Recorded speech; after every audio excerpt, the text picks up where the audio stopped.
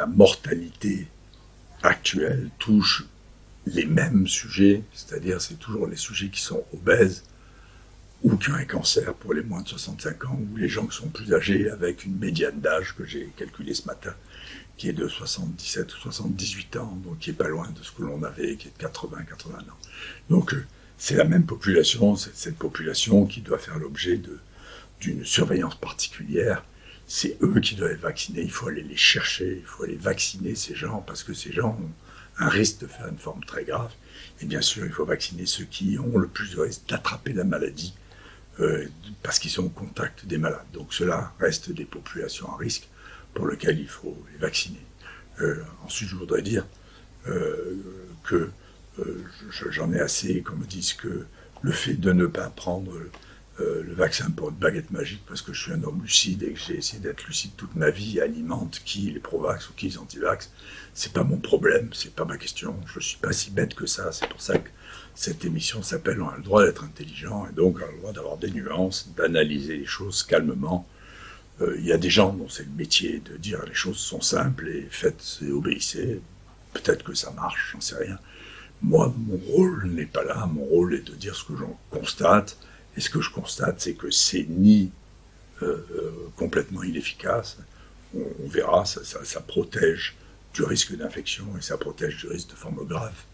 Et c'est particulièrement important pour ceux qui font une forme grave, d'une part, mais d'autre part, c'est pas une baguette magique qui va permettre d'un coup de dire, écoutez, on va les vacciner, et puis tout va s'arrêter, d'abord parce que il y a des infections chez les animaux et qu'on ne vaccine pas les animaux, et que deuxièmement, les vaccins qu'on a pour l'instant sur le marché sont imparfaits dans leur capacité à protéger,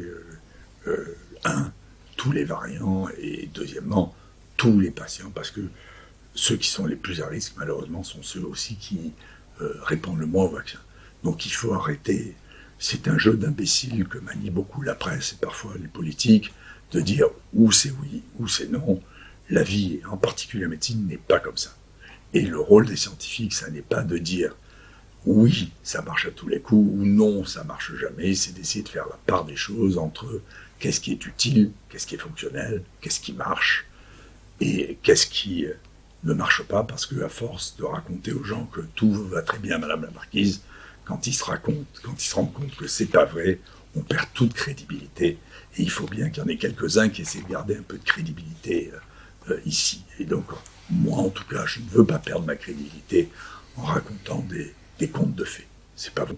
Je suis content que d'ailleurs une partie de la presse commence à se rendre compte que c'est un des éléments de l'arsenal que nous avons pour lutter contre cette maladie.